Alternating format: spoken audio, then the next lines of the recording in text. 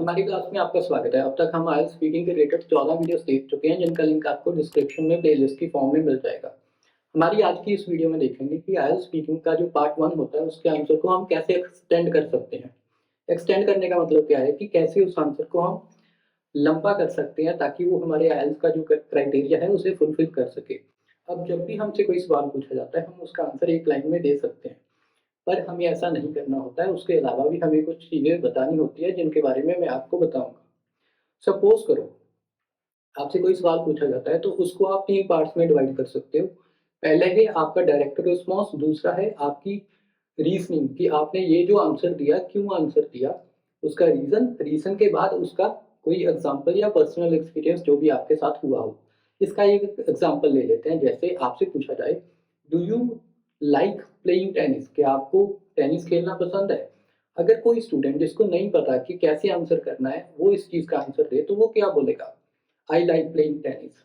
But ये बहुत basic सा आंसर हो जाएगा। अब इस बेसिक आंसर को इम्प्रूव करने के लिए हम क्या करेंगे? सबसे पहले हम इंटेंसिफायर यूज़ करेंगे।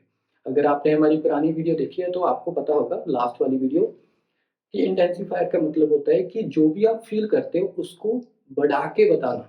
थोड़ा मतलब बात को खींच के बताना। कैसे? I am really enthusiastic about playing tennis, कि मुझे बहुत ज़्यादा उत्साह उत्साह फ़ील होता है जब भी मैं टेनिस खेलता हूँ। सो ये हो गया हमारा आंसर इंटेंसिटी ऐड करने के बाद। उसके बाद हम क्या करेंगे? हम रीज़निंग ऐड करेंगे कि क्यों हमने ये आंसर दिया। हमारी रीज़निंग क्या हो सकती है? Because it combines physical exercise with strategic thinking.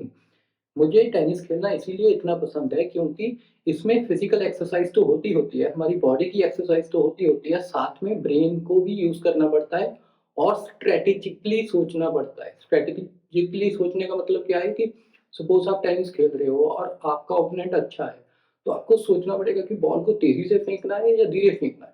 दूर फेंकना है, पास फेंकना है, इस साइड फेंकना है या उस साइड फेंकना है, क्या करना है?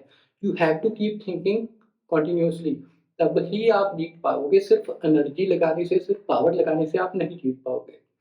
सो ये हमारी रीज़निंग होगी कि फिज़िकल एक्सरसाइज़ और माइंड की एक्सरसाइज़ दोनों चीज़ें इकट्ठी होती हैं। उसके बाद आप एक एग्ज़ाम्पल दे सकते हो। एग्ज़ाम्पल में यहाँ पे क्या है? Just last week I had a match where I had to completely change my playing style mid game to counter my opponent's strong serve. पिछले हफ्ते की ही बात है कि मैं किसी के साथ मैच खेल रहा था और उनकी जो सर्व है बहुत अच्छी थी। जो पहली बार बॉल फेंकी जाती है उसे सर्व बोलते हैं, और उनकी वो सर्व बहुत ज़्यादा अच्छी थी। तो मुझे डिफ़िकल्टी आ रही थी। उस डिफ़िकल्टी को काउंटर करने के लिए, उनकी सर्व को काउंटर करने के लिए, उनका मुकाबला करने के लिए मैंने मिड गेम, चलती गेम में अपना खेलने का तरीका चेंज करा और उसके बाद मैं अच्छे से खेल पाया। तो हमने एग्ज़ाम्पल से भी प्रूव कर दिया कि फ़िज़िकल और मेंटल दोनों चीज़ों का यूज़ करना पड़ता है, और वो हमने करा और उसकी मदद से हम मैच को जीत पाए या अच्छे से खेल पाए। ये तो हो गया कि हमने कैसे अपने आंसर को एक्सटेंड करना है, और सभी आंसर्स को आप ऐसे ही एक्सटेंड कर सकते हो। पर एक्सटेंड करना कहने को आसान है, बट थोड़ा डिफ़िकल्ट भी हो सकता है, क्योंकि आपको अगर यही नहीं पता कि कौन से वर्ड्स यूज़ करूँ, किस चीज़ के बारे में बात करूँ अपना आंसर एक्सटेंड करने के दौरान, तो आप कैसे एक्सटेंड कर पाओगे? उसका भी सॉल्यूशन मैं आपको दे देता हूँ। उसका सॉल्यूशन क्या है कि जो भी कॉमन टॉपिक्स आपको देखने को मिलते हैं, उनके रिलेटेड जो आम तौर पे वर्ड्स यूज़ किए जाते हैं, उन वर्ड्स को आप याद कर लो। जैसे आपको ट्रैवल या हॉलिडेज़ के बारे में बात करने को बोला जाए, तो वहाँ पे आप इटिनरी की बात कर सकते हो। इटिनरी क्या होता है कि आपका प्लान, कि कहाँ से कहाँ जाना है, क्या करना है, क्या नहीं करना। इटिनरी के बाद होगा आपकी डेस्टिनेशन। डेस्टिनेशन वर्ड का क्या मतलब है कि वो जगह जहाँ पे आप जा रहे हो। फिर बैकपैकिंग, कई लोग आपने देखा होगा वो ट्रैवल करते दौरान उनके यहाँ पे बैग टंगा हुआ होता है और वही बैग के साथ वो चलते हैं। इसे बोलते हैं बैकपैकिंग।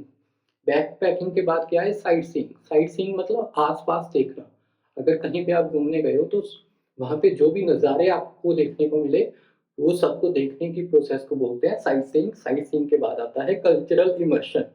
अगर आप नॉर्थ से हो और आप साउथ जाते हो और वहाँ का खाना खाते हो, वहाँ के लोगों से मिलते हो, बात करते हो, उनको समझने की कोशिश करते हो, वहाँ के कपड़े पहनते हो, तो आप क्या कर रहे हो? आप उनके कल्चर में इमर्स हो रहे हो, उनके कल्चर का पार्ट बन रहे हो।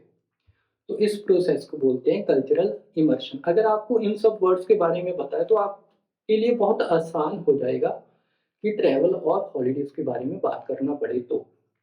इसी तरह और भी कई कॉमन टॉपिक्स हैं जिनको मैंने यहाँ पे लिख दिया है, आप इनको एक-एक करके पढ़ सकते हो। अब ये थी हमारी आज की वीडियो। अगर आपने पार्ट 2 के ओवरव्यू के बारे में सीखना है कि उसमें क्या होता है, क्या नहीं होता है, तो इस वीडियो के ऊपर क्लिक कर दो। Thank you.